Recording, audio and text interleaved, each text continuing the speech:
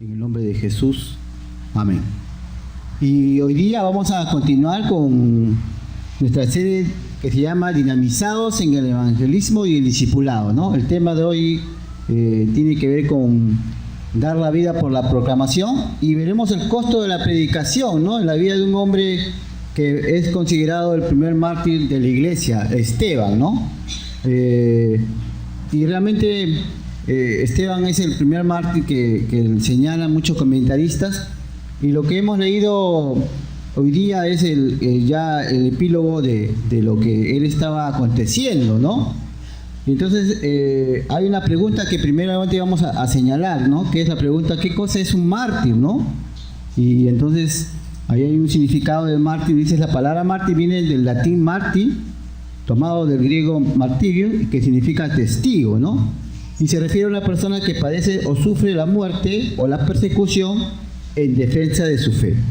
Es una persona que padece muerte por amor a Jesucristo, en defensa de la religión cristiana, y se aplica únicamente a quienes dieron la vida por la fe o la moral cristiana, ¿no?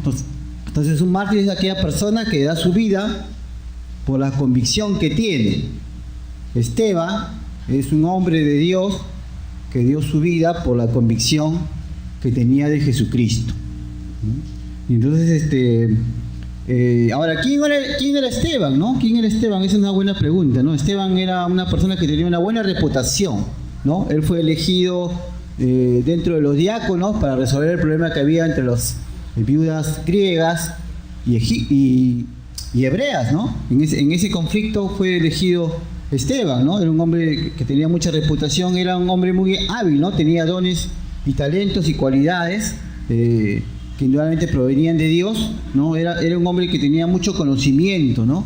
Conocía su historia, conocía la historia del pueblo de Israel, ¿no? Tenía una vida transparente, no era honesto, era un hombre muy conocido en sus tiempos, y tenía la facultad de ser un hombre misericordioso, ¿no? Porque él fue un hombre que fue un perdonador, perdonó a sus asesinos, y tenía la llenura del Espíritu Santo, ¿no? Porque sabía realmente que Dios era el que le tenía que guiar en ese tiempo. Ese era Esteban. Esteban, un hombre de Dios, ¿no? Que fue el primer diácono elegido para hacer una labor de servicio, y un hombre que realmente tenía un concepto amplio de Dios. Ese hombre fue el primer mártir de la iglesia, realmente, ¿no?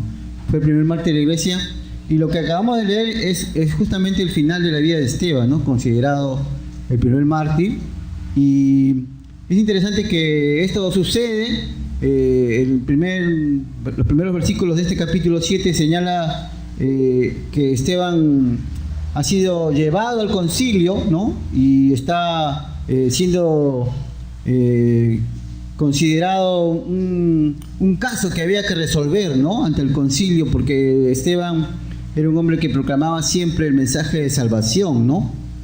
Y hoy día vamos a ver el costo de la predicación en la vida de Esteban, ¿no? El costo de la predicación en la vida de Esteban, y vamos a ver los 3 desenlaces en la vida de Esteban, ¿no? 3 desenlaces en la vida de Esteban, ¿no?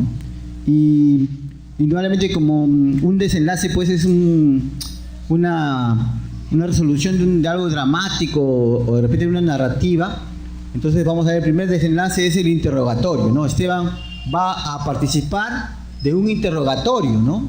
Y este interrogatorio está en el versículo 1, cuando dice que él, en los versículos anteriores, Esteban fue llevado al concilio y ahora está delante del sumo sacerdote, ¿no? Y el sumo sacerdote haciendo una pregunta, él le hace, ¿no? Ahora, ¿quién era el sumo sacerdote? El sumo sacerdote era una persona que tenía un alto grado religioso en ese tiempo, ¿no? Era una persona que representaba ante la nación al Señor, a Dios, ¿no? El sumo sacerdote era una persona importante, ¿no? Él entraba cada año a hacer la expiación del pueblo, ¿no? Este sumo sacerdote era un hombre que tenía un cargo de supervisión, ¿no? De un santuario, ¿no? El sumo sacerdote era una persona que siempre consultaba a Dios, ¿no? Y él tenía muchos derechos. El sumo sacerdote era aquella persona que representaba la parte política del pueblo de Israel ante los romanos, ¿no? No era cualquier persona. Miren, este Esteban, que Dios le había llamado para servir las mesas, ahora está delante de una máxima autoridad, del sumo sacerdote. ¿no? Y está siendo en ese tiempo interrogado por la alta élite de la religión en ese tiempo. Es interesante que Esteban está ahí, no está realmente de servir a las mesas, ahora está ante la máxima autoridad religiosa de ese tiempo de Jesús, ¿no? Y el sumo sacerdote le hace una pregunta, ¿no? La pregunta que está ahí en el verso 1 dice: ¿esto es así? Porque a Esteban le estaban acusando, ¿no? Que como Jesús había dicho, ¿no? Iba a destruir el templo, ¿no? Y entonces el sumo sacerdote está haciendo esta pregunta: ¿esto es así?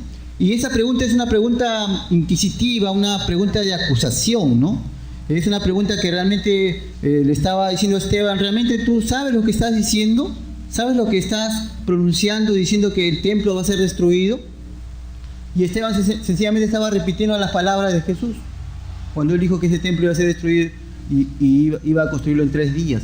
Y no se refería al templo físico, estaba refiriéndose al templo de su cuerpo. Pero los religiosos estaban empecinados en el templo, porque el templo era la presencia de Dios. ¿Cómo va a decir este hombre que el templo va a ser destruido? ¿Quiere decir que la presencia de Dios va a salir de aquí? Se supone que Dios estaba en ese templo. Entonces, si Dios está en ese templo, ¿cómo vas a destruir a Dios? Y entonces Esteban está ante ese gran autoridad religiosa de ese tiempo, siendo cuestionado de lo que estaba diciendo, ¿no? Y interesante porque Esteban en ese tiempo mostraba 2 actitudes, ¿no? Ante lo que era la proclamación del mensaje de salvación. Las 2 actitudes es siempre Esteban y nosotros debemos estar siempre dispuestos a presentar defensa del Evangelio, ¿no? Y debemos estar preparados para hablar a otros de Cristo. Esteban tuvo esa idea, tuvo la disposición de hablar siempre de Dios. Él siempre hablaba de Dios. Él estaba diciendo la verdad. Estaba diciendo la verdad que estaba Jesucristo, había resucitado. Pero saben que eso traía problemas a los religiosos. Y esta nueva secta cristiana que se estaba levantando estaba haciendo una gran influencia social en esos momentos. Por eso que había que acallar a la persona. Por eso que a Esteban lo estaban combinando a que se retracte. Pero él estaba dispuesto a presentar defensa del Evangelio. Él estaba preparado para hablar a otros de Cristo, ¿no? Y dice ahí la palabra, ¿no? En 1 de Pedro 3, 14, 15 dice: mas también si alguna cosa padecéis por causa de la justicia, bienaventurados sois. Por tanto, no os amedrentéis del temor de ellos, ni os conturbéis, sino santificados a Dios el Señor en vuestros corazones, y estar siempre preparados para presentar defensa con mansedumbre y reverencia a todo aquel que os demande razón de esperanza que hay en vosotros. ¿Usted está preparado para presentar defensa del Evangelio? ¿Está realmente dispuesto para poder sufrir por el Evangelio? Esteban sufrió hasta la muerte.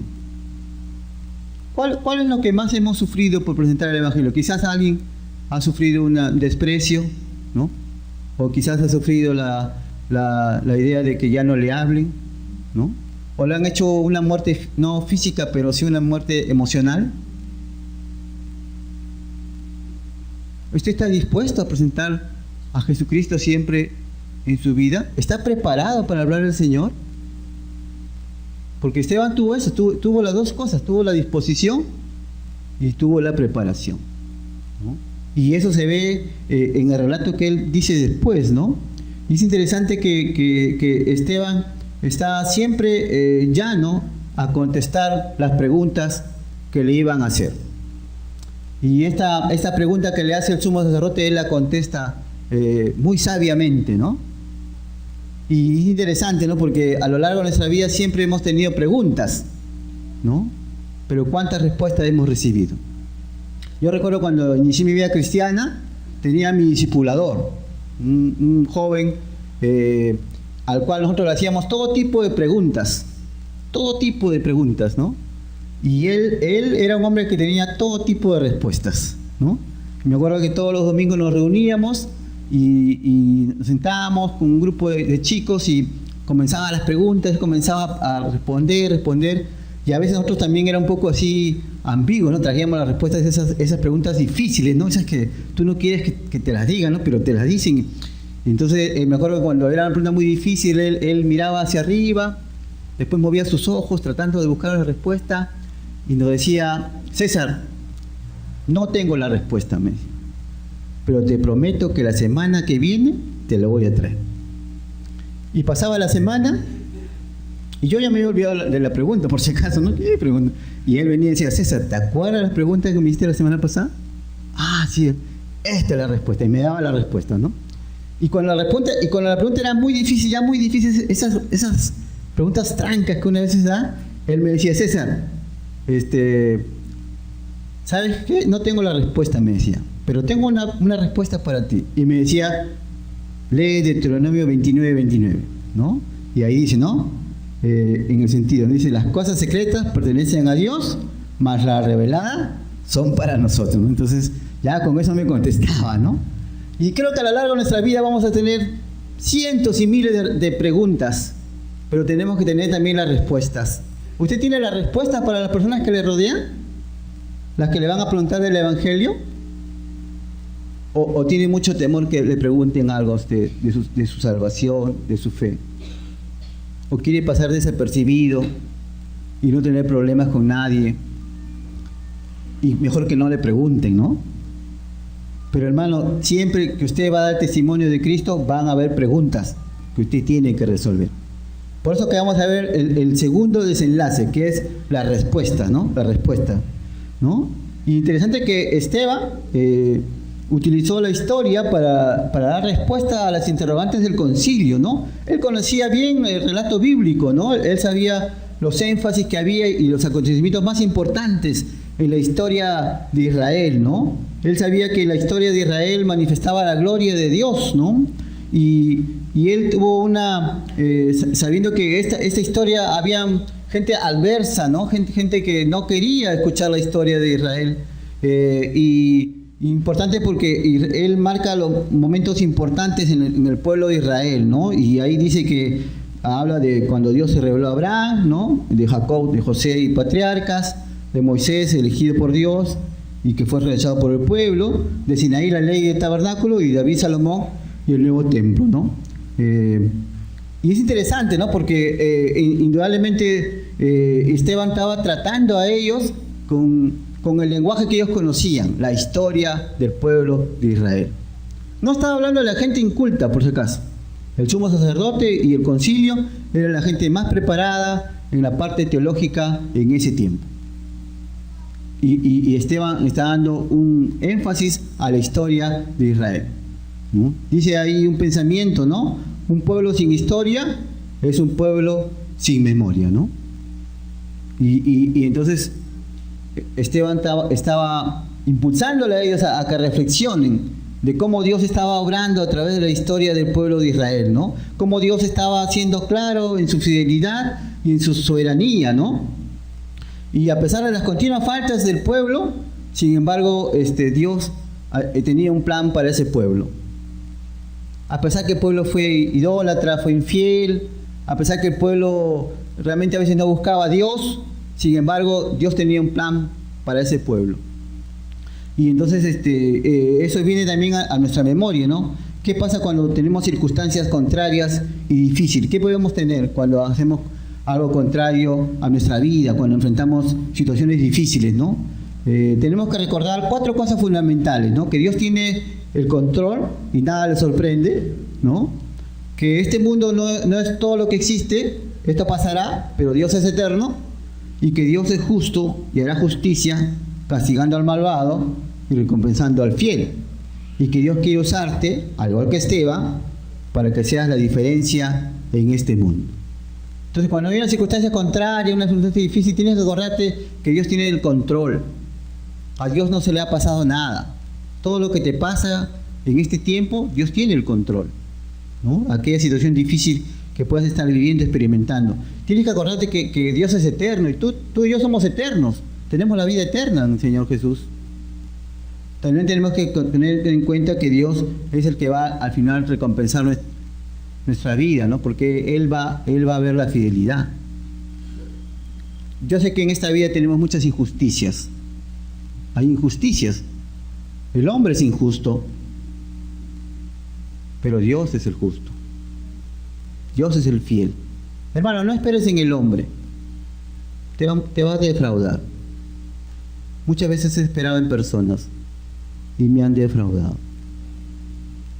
Tengo que esperar en Dios, que Él va a recompensar lo que tú estás haciendo hasta ahora, ¿no? Y ahí está, ¿no? Y Dios quiere usarte como Esteban, ¿no? Para que seas la diferencia. Tú tienes que ser la diferencia. No tienes que ser el igual. Donde estás, tu casa, centro de trabajo, estudios, tú tienes que marcar la diferencia. Tú tienes que ser diferente. Mira, Esteban podía haberle dicho a ese concilio, a este sumo sacerdote, sí, tú tienes la verdad, así que yo te creo, no voy a hacer nada. Pero Esteban marcó la diferencia. Él sabía que él no tenía que ser igual a ellos, tenía que ser diferente. Y esa situación fue parte de esta respuesta, ¿no? Es indudablemente que este relato evidenció dos cosas fundamentales en la vida de Esteban, ¿no? Que dentro de lo que es la historia, nos lleva a dos cosas fundamentales, ¿no? Que Esteban hizo, ¿no? Y que nosotros también debemos hacer. Debemos conocer y comprender la palabra de Dios y debemos anunciar todo el consejo de Dios, ¿no? Debemos comprender y conocer la palabra de Dios y debemos anunciar todo el consejo de la palabra de Dios, ¿no?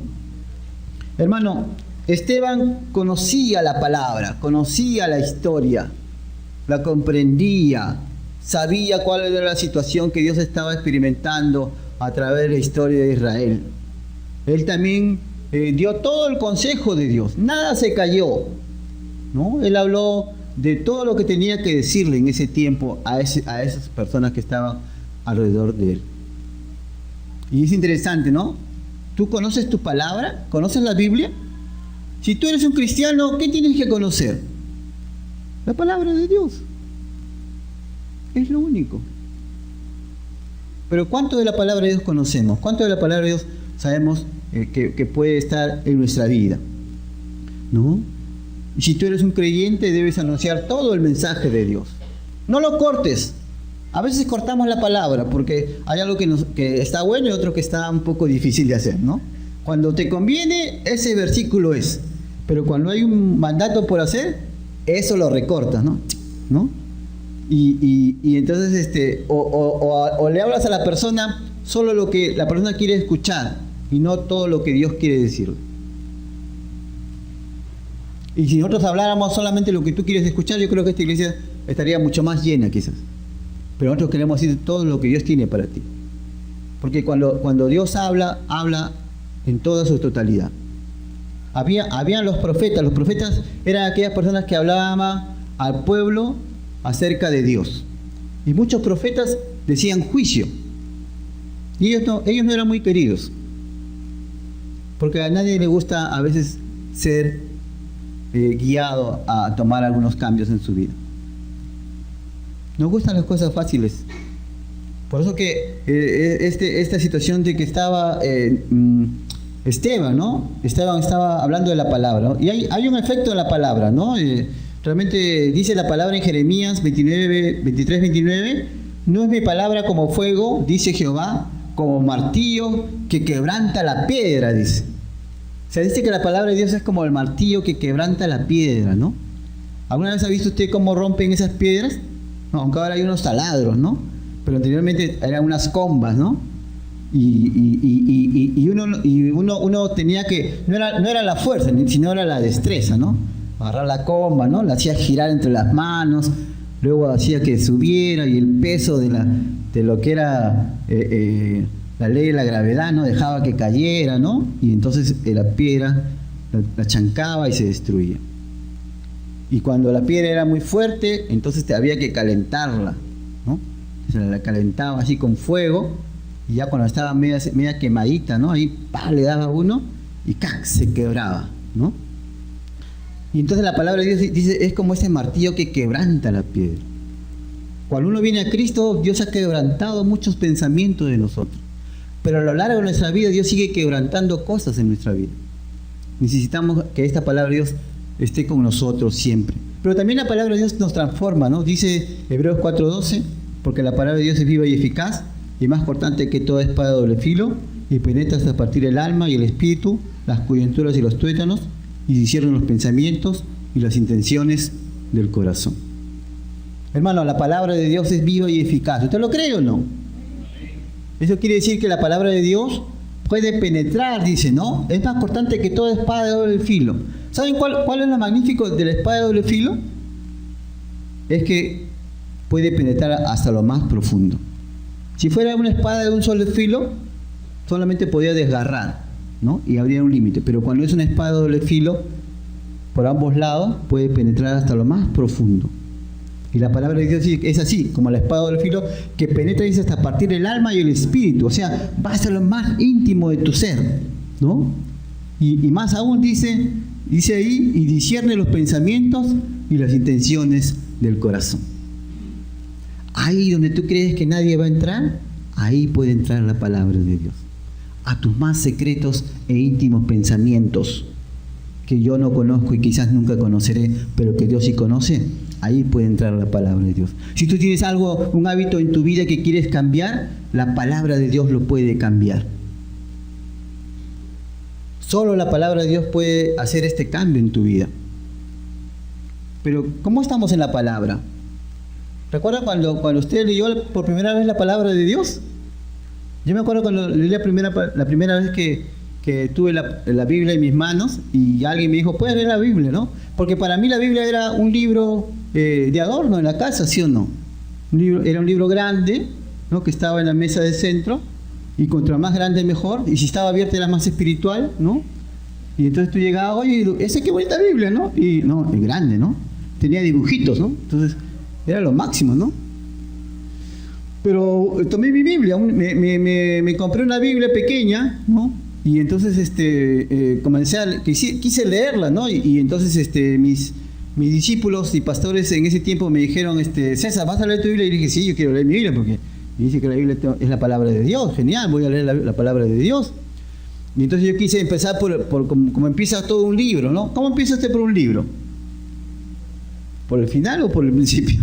Por el principio, ¿no? Y el principio era Génesis. Entonces yo me estaba muy animado en el Génesis. Y él me dijo, no lea Génesis eso, porque tú vas a empezar Génesis chévere, ¿no? De ahí vas a seguir con todo lo que es el Pentateuco, y cuando llegas a Deuteronomio o a Números, ahí te vas a enredar, ¿no? Porque la genealogía, ¿no? Entonces, amigo, mejor empieza a leer por el libro del Nuevo Testamento, ¿no? Y entonces yo dije, ¿qué Nuevo Testamento debo leer? Lee el Evangelio de Juan, me dijeron. ¿Y por qué el Evangelio de Juan? Porque el Evangelio de Juan habla mucho de Jesús y habla mucho de promesas y va a ser muy útil a tu vida. Y entonces empecé a leer el libro de Juan, el Evangelio, y este discipulador que yo tenía, él me dijo, pero ¿sabes qué es esa? No solamente léala, sino márcala, me dijo. Márcala. ¿Y cómo tengo que marcarla? Me dijo, cómprate unos colores, ¿no? Unos plumones, y empieza a marcar, ¿no? Ahí me dijo, amarillo para todo lo que sea Dios, Jesucristo y Espíritu Santo, ¿no? Después me dijo, rojo para salvación, ¿no? Verde para promesas, negro para pecado y celeste para el cielo, ¿no? Y entonces yo empecé ahí a leer y a marcar, y cuando terminé de leer el Evangelio de Juan, vi que mi Biblia tenía todo lo arco iris, ¿no? Ahí, repleto. Y interesante, porque eso me ayudó después. Cuando ya seguí creciendo en la vida cristiana, pude rescatar textos, ¿no? Y promesas, y también mandatos que había que hacer. Y entonces eso es interesante, ¿no? Esos fueron tiempos inolvidables en la palabra de Dios.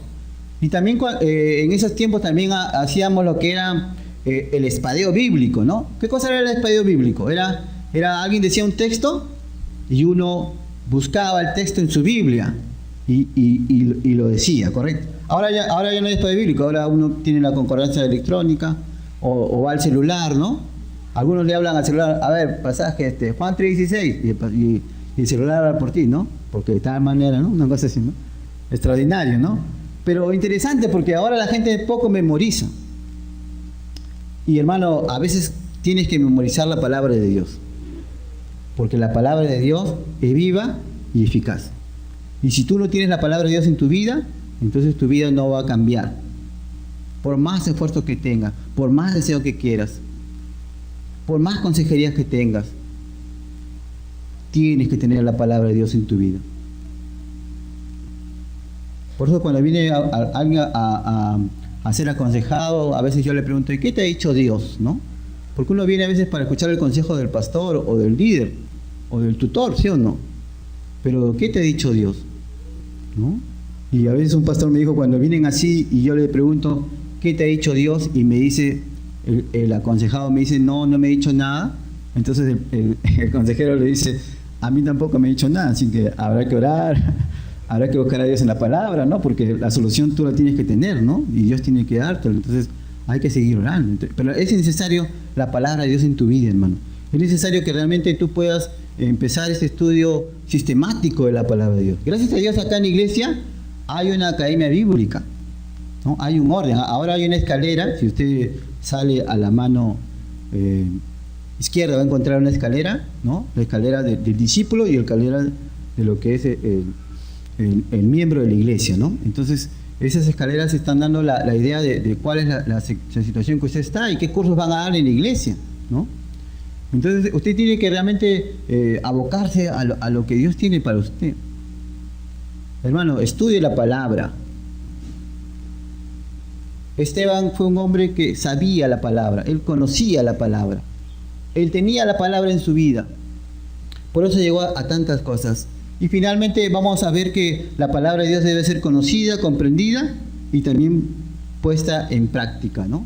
No solamente es conocerla, no solamente es comprenderla, sino ponerla en práctica. Ese es el éxito de la palabra de Dios. Va a ser viva y eficaz a la medida en que tú y yo la practiquemos. Y finalmente vamos a ver el último episodio, ¿no? El tercer desenlace, ¿no? El tercer desenlace que tiene que ver con la trascendencia, ¿no? La trascendencia es la consecuencia importante que se va a ver, ¿no? Y Esteban tuvo una trascendencia, ¿no? En la vida, en la historia de él, ¿no? Y él evidenció dos cosas fundamentales, ¿no? Lo que es el obrar de los religiosos, que es el orgullo espiritual, y también el obrar de un hombre lleno del Espíritu Santo, ¿no? Y es interesante que estas dos cosas se ven evidenciadas en los textos del 2 en adelante y en los últimos textos que acabamos de leer, del 51 al 60. Y es interesante porque ahí se ve lo que es el obrar de los religiosos, ¿no? El orgullo espiritual que tenían ellos, ¿no? Y ahí está, en el verso 53 dice, vosotros que recibisteis la ley por discreción de ángeles y no la guardéis. Oyendo estas cosas, dice, el 54, oyendo estas cosas, se enfurecieron en sus corazones y crujieron sus dientes contra él.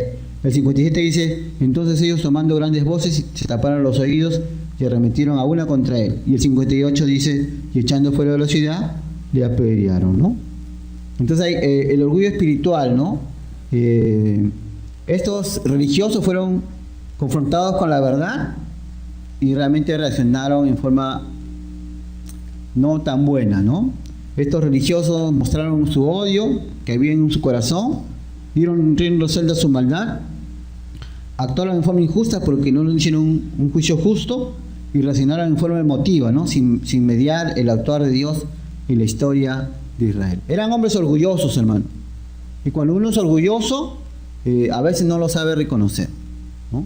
A veces el orgullo espiritual que podemos tener es algo que no lo manejamos y no lo reconocemos, ¿no? Y cuando uno está así orgulloso es como esa frase, ¿no? Que lo leí en las redes sociales, dice, el orgullo es como el mal aliento, todos se dan cuenta menos el que lo tiene. Así que ahora hablo así, por favor, ¿no? Interesante, ¿no? Dice, el orgullo es como el mal aliento, dice, ¿no? Todos se dan cuenta menos el que lo tiene. Y de repente usted puede ser un orgulloso espiritual, un orgulloso religioso, ¿no? A veces el orgullo espiritual no sabe escuchar, no medita consejos, no deja ser enseñado por otros siempre ve los errores y las equivocaciones, y a veces se considera un estatus mayor, ¿no? Yo he llegado a este estatus, por favor, así que de aquí para arriba, ¿no? De aquí para abajo ya no puedo bajar, ¿no? Y por favor, considérenme, ¿no? Yo ya soy, tengo mis doctorados, ¿no? Soy arcángel, ¿no? Ya, por favor. Así que, por favor, he llegado a este estatus, ¿no? Y es interesante, ¿no? Porque a veces eso sucede con nosotros. Me acuerdo cuando yo a veces he ido a estudiar algunos cursos, ¿no? En otras iglesias. ¿Y quién cree que me enseñó? Me enseñó mi discípulo. Ahí estaba mi discípulo delante de mí. Y yo decía, ¿qué me va a enseñar esa persona, no? Si yo le he enseñado, ¿no? ¿Qué me va a enseñar, no? O a veces estoy en unas clases y veo los temas que están dando y digo, ese tema yo lo podía dar mejor, ¿sí o no? Y entonces eso puede acarrear un poco de orgullo espiritual. Y entonces no me deja a crecer. Entonces yo el año pasado fui a un curso diplomado de liderazgo avanzado en sociedades bíblicas con Haggai, y estuvimos allá como el pastor Martín, y me acuerdo que en esas clases había gente que estaba dando temas bien básicos de lo que era el liderazgo, ¿no? Pero otros sí bien profundos. Entonces yo dispuse mi corazón y dije, yo voy a ir a estos cursos con la actitud de aprendiz, ¿no? Entonces agarré mis hojitas y comencé a escucharlo. No saben realmente qué bendición ha sido escuchar nuevamente aquellos temas que ya yo sabía. Y qué reto era conocer temas que no sabía, ¿no? Y disfruté ese tiempo de ser instruido en la palabra, en la gente, ¿no? Pero a veces nosotros tenemos el orgullo espiritual, ¿no? Ya no voy a la academia bíblica, pastor, porque yo ya sé todos los temas. O ya, pastor, ¿sabe qué? Ya a mí solamente considéreme de tutor para arriba, por favor. No me llame para otra cosa. Entonces, el orgullo espiritual es algo que puede marcar una situación difícil, ¿no? Pero sin embargo, vemos la otra contraparte, ¿no? Este Esteban, que realmente fue condenado sin un juicio, pero sin embargo, él tuvo la grandeza de ser el primer mártir y manifestó en su muerte el ejemplo de Jesús en la cruz, ¿no? Él perdonó a sus asesinos y encomendó su alma al Señor, ¿no? Por eso en el verso 55 dice, pero Esteban, lleno del Espíritu Santo, puesto los ojos en el cielo, vio la gloria de Dios y a Jesús que estaba a la diestra de Dios. Y dijo, en el 56, dijo, he aquí, veo los cielos abiertos y al Hijo del Hombre que está a la diestra de Dios. Y en el 59 apedrearon a Esteban mientras él invocaba y él decía, Señor Jesús, recibe mi espíritu. Y puesto de rodillas, clamó a gran voz, Señor, no le tomes en cuenta este pecado. Y habiendo dicho esto, dice, durmió. Y Esteban estuvo en ese tiempo, él estuvo en una comunión profunda con Dios, ¿no? Esteban vio la gloria de Dios y a Jesús resucitado con toda su majestad, ¿no? Y Esteban experimentó el poder del perdón, ¿no? Esteban sufrió por Cristo una muerte como su Señor, ¿no? Él encomendó su alma al Señor y ahora estaría con su Señor y su Salvador para siempre, ¿no? Pero es interesante que todo esto que Esteban experimentó lo hizo por una sola cosa. En el verso 52 dije, pero Esteban lleno del Espíritu Santo. Ese pero cambia la frase, por si acaso. Es la bisagra del pensamiento. ¿Saben por qué Esteban padeció todo eso? Porque él era una persona llena del Espíritu Santo. No era un hombre que se inmoló, no era un hombre que realmente se arrebató y dijo, ya yo voy a morir por Cristo. No, él era una persona llena del Espíritu Santo. Por eso Dios obró a través de Esteban, ¿no? Y Efesios 5:18, Pablo dice, antes bien ser llenos del Espíritu Santo, ¿no? Y cuando está hablando ahí, Pablo de esto está hablando de una orden directa, que no es una cosa que se termina una sola vez, sino que es una experiencia continua del Espíritu Santo. Ser lleno del Espíritu Santo. Y Esteban era una persona llena del Espíritu Santo. Por eso él pudo obrar, él pudo hacer tantas cosas, pudo testificar con esa valentía, tener realmente el dominio propio para soportar aquellas injusticias, ¿no? Poder amar a las personas más allá de un amor fraternal, humano, con el amor de Dios. Y por eso es interesante, ¿no? En cuanto a la llenura del Espíritu Santo. La Alianza Cristiana Misionera del Perú habla sobre lo que es la llenura o la plenitud del Espíritu, ¿no? Ahí en sus estatutos, la Alianza dice que la llenura del Espíritu Santo es una vida controlada plenamente por la persona del Espíritu Santo, ¿no? Este es un mandato dado por el Señor. Ser lleno del Espíritu Santo no es tanto una cuestión de una experiencia en un momento dado, sino para siempre, sino un estilo y forma de vida. O sea, quiere decir que la llenura del Espíritu Santo no es un momento, sino es algo que tú tienes que hacer de continuo. En toda tu vida cristiana tienes que estar lleno del Espíritu Santo. ¿Tú eres creyente en Cristo? Amén. ¿Tienes al Espíritu Santo en tu vida? Amén. ¿Pero eres lleno del Espíritu Santo hoy día? Es algo continuo. Es interesante que esto debe ser, dice, un estilo y forma de vida. O sea, quiere decir que en cada momento yo tengo que estar lleno del Espíritu Santo. Cuando tú vengas acá a la iglesia, cuando vengas a servir, cuando estés en tu casa, cuando estés en tu trabajo, en cualquier momento tienes que estar lleno del Espíritu Santo. Esteban pudo soportar todo eso porque él era una persona llena del Espíritu Santo. Y entonces es interesante, ¿no? La evidencia de la llenura del Espíritu Santo se menciona que la llenura del Espíritu Santo cristiano no se verá, pues, dice, por los dones, sino por el fruto. Hermano, la llenura del Espíritu Santo no se ven por los dones que tú tienes, sino por el fruto que tú tienes. Algunos piensan, no, la llenura tiene que tener esta manifestación, tiene que hacer tal cosa. No. La llenura tiene que ver con el fruto, con el carácter cristiano.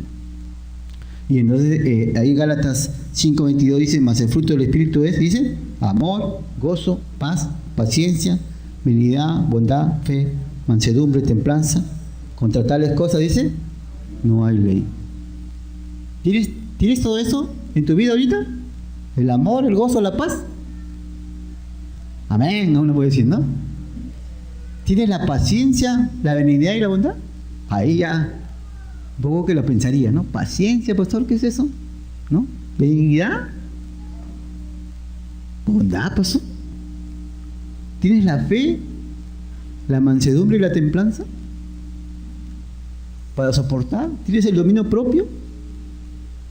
No, pastor, todavía me falta. Hay que trabajarlo. Pero por eso hay que tener la llenura del Espíritu Santo y pedir al Señor que Dios te llene de ese Espíritu Santo. Y es interesante, eso es importante, ¿no? Y Pablo exhorta que esta llenura tiene que ser constante, ¿no? Y se requiere continuamente que volvamos a la cruz, siempre, ¿no?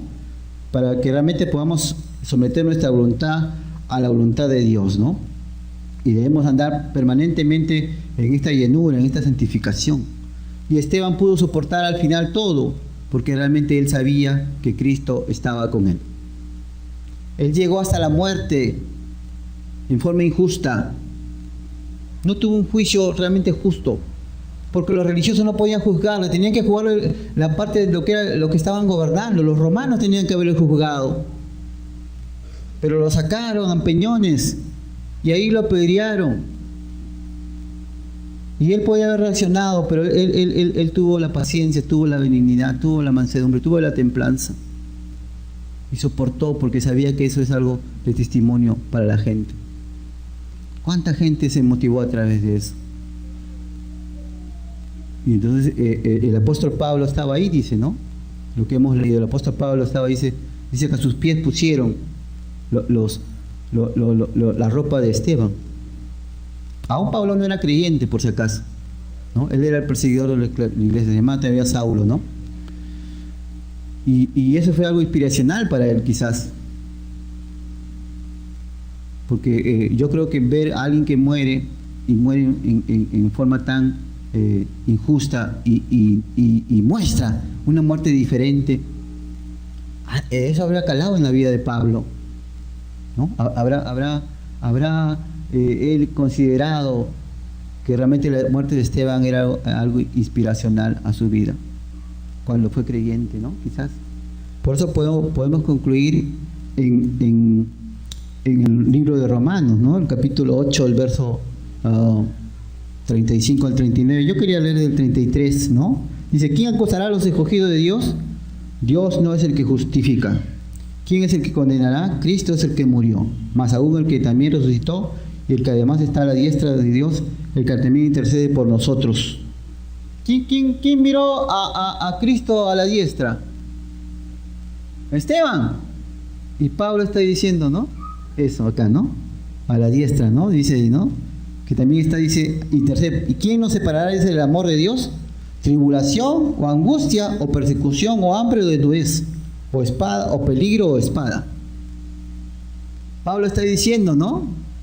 Ninguna tribulación. Miren, le está diciendo que lo que Esteban estaba pasando no estaba separándolo del amor de Dios, ¿no? Dice, como está escrito, ¿no? Por causa de ti somos muertos todo el tiempo, somos contados como ovejas de matadero, ¿no?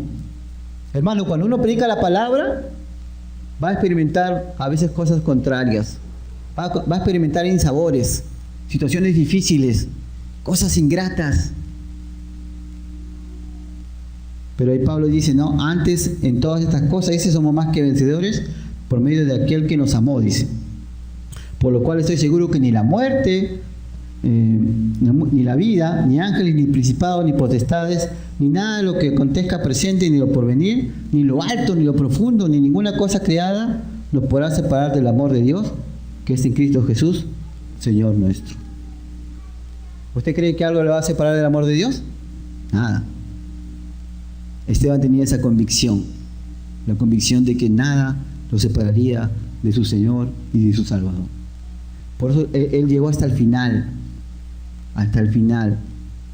y creo que es algo que debemos considerar, el costo de la predicación. ¿Cuánto te está costando predicar a ti la palabra? De repente nada, o de repente sí, de repente puedes decir, pastor, realmente ahí en mi trabajo, en mi centro de estudios, en mi casa, ya nadie me quiere, ¿no? Ya nadie habla conmigo. Cuando llego, me hacen la ley del silencio, ¿no? Soy como un ropero ahí nomás, ¿no? Hermano, alienta tu corazón, porque realmente Dios es el que va a recompensar todo lo que estás haciendo. Recuerda que nada te separará del amor de Dios que es en Cristo Jesús. Así que hay que predicar, hermano, hay que hablar de Cristo. Hay que estar preparados para presentar defensas del Evangelio a quien te lo demande, en cualquier ocasión, cualquier sea el costo. ¿Estás dispuesto a hacerlo? Vamos a orar. Señor, te agradecemos en esta